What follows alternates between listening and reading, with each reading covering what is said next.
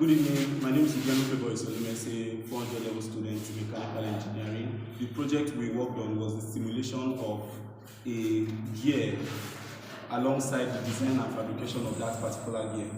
Okay, so the design parameters that we used for my group, we used the material as plain carbon steel. For the gear, we had a total number of teeth of 60, and for the pinion, we had for 40. We had the speed for the gear as 1,200 and the speed for the pinion as 1,800. The power for both were 0.5, and we took analysis on different modules, and we had our pressure angle to be 20 degrees. The findings between the designed and the simulated parameters, well, we noticed that the simulated parameters were much more exact because the simulation took into account the shaft diameter and other components alongside the material of the while the theoretical observation were not actually exact per se, because based on Lewis,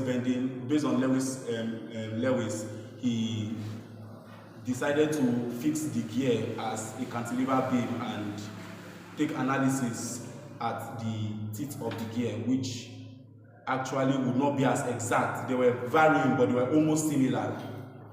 Okay, then briefly state the procedures we took.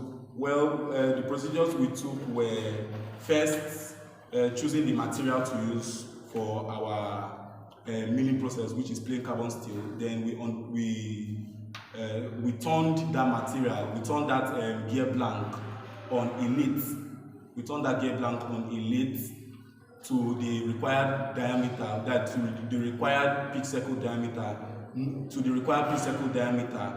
with account of the allowance, that is machining allowance and surface allowance. Then also we calculated the index plate as the formula for calculating the index plate was 40 divided by T. That was the number for calculating the index plate. The index plate is used to navigate the milling machine.